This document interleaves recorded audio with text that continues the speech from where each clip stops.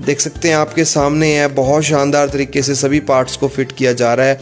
और हाँ, यहाँ भी इस चीज़ का ध्यान रखा जाता है, हर बंदे के पास ओनली 144 सेकंड होते हैं, यानी कि आप मान के चलिए कि हर 2 मिनट में यहाँ पे एक ट्रैक्टर बनता है। 144 सेकंड में यहाँ पे एक ट्रैक्टर बनता है। Mahindra tractor manufacturing plant Zaheerabad, make in India, biggest in Asia.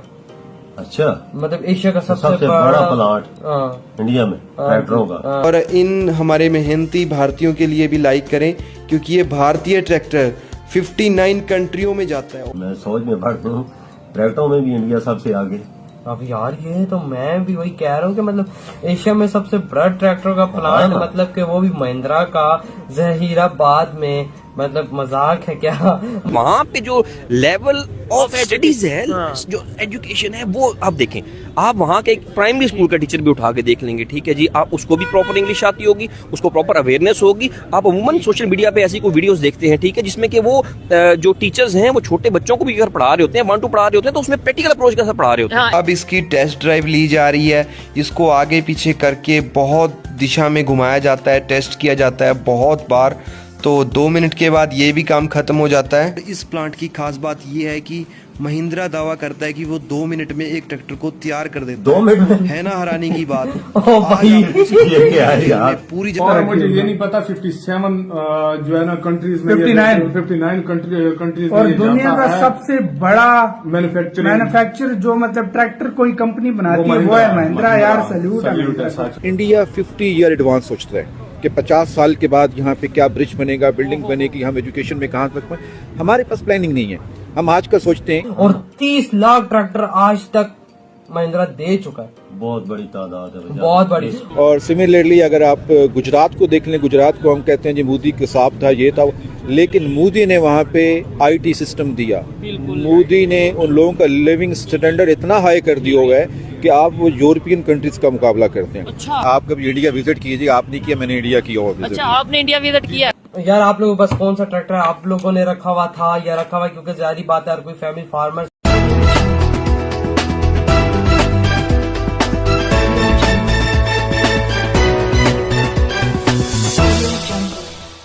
जारी बात है हर कोई फैमिली फार्मर से बिलोंग करती है एक किस्म की। आपके दादा या बाबा ने कौन सा रखा हुआ था यूज, कौन जो किसान भाई हैं। और भी यार आजकल तकरीबन मतलब जिसके दादा थे, हमारे दादा भी क्या मतलब कि यही करते होते थे काम, तो जाहिर बात एक होता है।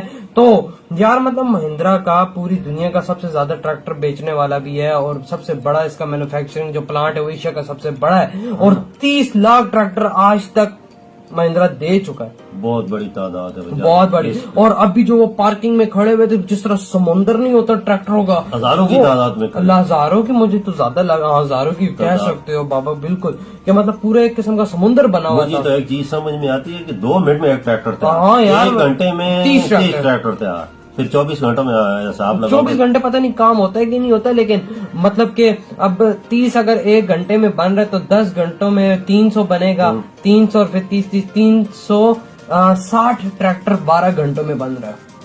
और ये 50-60 तकरीबन 60 कंट्रीज में जा भी रहा है। सही बात। ये तब भी तो जा रहा है कि तभी 2 मिनट में तभी बना रहे हैं, क्योंकि जाहिर बात है प्रोडक्शन इतना तेज है, फिर आगे इसकी डिमांड है और इनकी आप क्वालिटी का अंदाजा लगाएं कि इनकी कितनी डिमांड है कि मतलब 60 कंट्रीज में जा रहे हैं, बाहर मुल्कों में भी जा रहा है। बात मांग होगी ना भैया, समझ लें कि मतलब तकरीबन आधी वर्ल्ड में जा रहा है। हाँ ना भैया, मैं तो समझ में पड़ गया, इतना ट्रैक्टर इंडिया में खुद बना रहा है।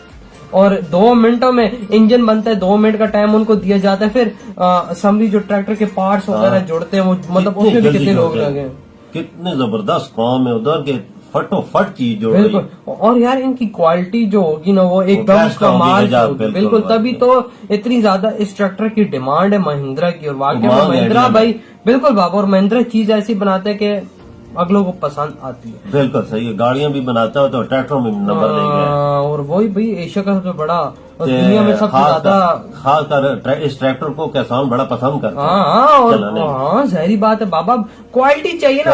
अब आप एक गाड़ी लेते हो उसकी क्वालिटी नहीं तो आपको गाड़ी पसंद नहीं आएगी। तो इसी तरह इनका किसानों को भी ट्रैक्टर जो पसंद कंपनी का आता वो लेते हैं। हाँ, और उसकी क्वालिटी और उसकी परफॉर्मेंस अच्छी होगी तभी। और इसको टेस्ट भी बड़े मजे का किया जा रहा है। हाँ, वो मुझे बड़ा अच्छा लगा, गुलदारे के अंदर घुमाया, 2 मिनट घुमाते हैं पूरा टेस्टिंग करके, फिर 2 मिनट घुमाए ना घुमाए, लेकिन अच्छे से जब तक ये एक ट्रैक्टर पे ओके जब तक नहीं करते तो तब तक ये उसको टच ट्रैक्टर करते सारे हैं। ओके करके लाइन में बाहर लगाते जा रहे हैं, फिर फिर वहां बाहर से सप्लाई शुरू होती है बाहर। अंदाजा लगाओ और कितना इंडिया से पैसा कमा रहे हो और कितने इसमें वर्कर होंगे। सही बात है। एशिया का सबसे बड़ा ट्रैक्टर का लाखों बंदे काम भी कर रहे हैं। सही कहा, एक ट्रैक्टर के साथ 4-5 बंदे लगे हुए, बिल्कुल तो सही ऐसा बात बंदा क्या सकता है। बिस्मिल्लाहिर्रहमानिर्रहीम।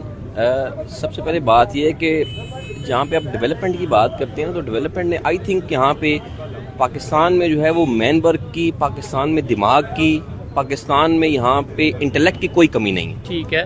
पाकिस्तान इस वक्त इंटेलेक्ट में कहीं आगे है उनसे, इंडिया से कहीं आगे है इंटेलेक्ट में, अगर डीपली देखा जाए तो। ठीक है। अगर आप सतही तौर पे देखेंगे तो आपको नजर आएगा कि शायद इंडिया काफी आगे निकल गया है या इंडिया के लोग काफी आगे हैं। पाकिस्तान में टैलेंट की कोई कमी नहीं। नहीं सर, टैलेंट तो देखें वो होता है ना जो नजर आए। जैसे लेट्स सपोज हम विद एग्जांपल कहें कि भाई देखो पाकिस्तान के लोगों में बहुत टैलेंट है। माइक्रोसॉफ्ट का जो सीईओ है वो भी पाकिस्तानी है, गूगल का सीईओ पाकिस्तानी है, यूट्यूब का सीईओ पाकिस्तानी है। ये लेट्स सपोज अगर ऐसी एग्जांपल दें, जब हम बात करें लॉजिक के साथ तो वो हमें लिस्ट दिखा देते हैं कि ये भी हमारा सीईओ, ये भी हमारा सीईओ, हम दुनिया की 5वीं बड़ी इकॉनमी, हम चांद पे चले गए, मतलब वो तो ये लॉजिक देते हैं। फिर हमारे पास आगे से क्या आंसर होगा? मैं आपसे बात टैलेंट की कर रहा हूँ जी। टैलेंट के बाद जो बात आती है ना, वो जो बात आप कर रहे हैं ना, वो अपॉर्चुनिटी की आती है। ठीक है। ठीक है, मैंने आपसे टैलेंट की बात की तो अभी, मैं talent फर्स्ट स्टेप नजर पे क्यों नहीं आ हूँ। रहा? मैं आपसे फर्स्ट स्टेप पे हूँ। ठीक ठीक है। है, फर्स्ट स्टेप पे ये है कि टैलेंट हमारे पास, ठीक है, उस मुल्क से कहीं आगे है। हमारे है। पास टैलेंट की कोई कमी नहीं। ठीक है। अब बात आगे आती है अपॉर्चुनिटीज की। ठीक है। कि क्या हम आया कि अपने उन नौजवानों को, अपनी उस यूथ को, अपने उन लोगों को वो अपॉर्चुनिटी दे रहे हैं या नहीं दे रहे? ठीक ये है। अब सेकंड स्टेप है। प्लेटफॉर्म ऐसा ठीक दे है, रहे हैं। प्लेटफॉर्म ऐसा नहीं है आपके पास। ठीक है, आपके पास टैलेंट की कोई कमी नहीं है। अगर इस यूथ को, इन लोगों को, पाकिस्तान के जफाकश लोगों को यकीन करें, थोड़ा सा मौका दिया जाए, थोड़ी सी अपॉर्चुनिटी दी जाए, ये कहीं आगे निकल तो सकते ये मौका किसने देना है? मतलब टैलेंट तो अपना रास्ता खुद बना लेता है, मैंने तो ये थोड़ा सा सुना है। आप इसके ऊपर क्या कहना चाहेंगे? सर की बात से एग्री करते हैं? मतलब सर ने ये कहा पाकिस्तान में talent as compare to India बहुत ज्यादा है, यूथ बहुत ज्यादा टैलेंटेड है, लेकिन मैं ये कहता हूँ कि अगर टैलेंट है तो नजर क्यों नहीं आ रहा? हम दुनिया में अपना नाम, पाकिस्तान का नाम क्यों नहीं बना पा रहे? वो लोग हर दुनिया की हर फील्ड में हमसे आगे नजर आ रहे हैं। जी, मैं सर की बात से टोटली एग्री करूंगा, लेकिन थोड़ा सा मैं इसको डिफर इस सेंस में करूंगा कि हमारे पास प्लानिंग की कमी है। आप देखिए कि हम बात करते हैं जितने भी तरक्की याफ्ता ममालिक हैं, आपसे मैं क्वेश्चन करूंगा कि आप मुझे बताएं, जापानीज जो करते हैं, एक रोड बनाते हैं, ब्रिज बनाते हैं, बिल्डिंग बनाते हैं, कितने साल पहले का सोचते हैं? आप 250 साल पहले का सोचते हैं, वो 250 साल आगे का सोचते हैं कि हम 250 साल के बाद यहाँ पे क्या होगा। लॉन्ग टर्म पॉलिसीज हैं। लॉन्ग टर्म पॉलिसीज है। इवन देन हम इंडिया की बात करते हैं, इंडिया 50 ईयर एडवांस सोचता है कि 50 साल के बाद यहाँ पे क्या ब्रिज बनेगा, बिल्डिंग बनेगी, हम एजुकेशन में कहाँ तक पहुँचे। हमारे पास प्लानिंग नहीं है। हम आज का सोचते हैं, आपके सामने मैं वर्स्ट एग्जांपल रखता हूँ, एक रोड बना, 10 दिन के बाद तो उसको उखेड़ने वाले आ जाएंगे, जी हमने यहाँ पे सीवरेज की लाइन डाल दी है, हमने टेलीफोन की लाइन डाल दी है। हमारे पास प्लानिंग नहीं है। प्लानिंग नहीं है, लेकिन देखें प्लानिंग की भी अगर बात की जाए तो प्लानिंग भी वो लोग करते हैं जिनके पास दिमाग होता है, यानी जो टैलेंटेड होते हैं। तो अगर वो 50 साल आगे हैं, यानी अब 50 साल आगे का सोच रहे हैं, तो इसका मतलब है वो टैलेंट भी कहीं पे, विजन भी उनके पास है। जी बिल्कुल, विजन हमारे पास भी है, लेकिन हमारी सेल्फिशनेस है। हम खुद गर्ज लोग हैं, हम सिर्फ आज का सोचते हैं, हम कल का नहीं सोचते। हम अपनी फायदे का सोचते हैं। एग्जैक्टली, हम टेम्परेरी बेनिफिट का सोचते हैं, हम फ्यूचर का नहीं सोचते। ठीक है। अगर हम फ्यूचर का सोचने लग जाएंगे, अपनी आने वाली नस्लों को देखने लग जाएंगे, तो हम भी प्लानिंग करने लग जाएंगे। ठीक है सर, आपने ये बोला कि भाई वो 50 साल आगे हैं डेवलपमेंट के हवाले से या प्लानिंग के हवाले से, तो 1947 में हम जिस पोजीशन पे थे वो भी उसी पोजीशन पे थे।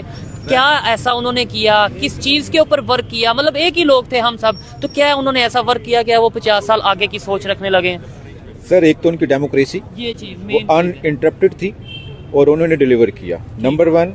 नंबर 2, उन लोगों का विजन था, उन लोगों ने जो उनके, यही तो मेरा सवाल है, विजन कैसे? मतलब 1947 से पहले ही उनका विजन था। मैं अर्ज करता हूँ जी, एजुकेशन। ये चीज आप केरला को देख लें, केरला स्टेट इंडिया की, आप सर्च कीजिएगा, 100% एजुकेशन है वहाँ पे, 100% एजुकेशन है। हम सोच भी नहीं सकते किसी घर में कोई बच्चा इलिटरेट होगा, हर घर में एजुकेशन है।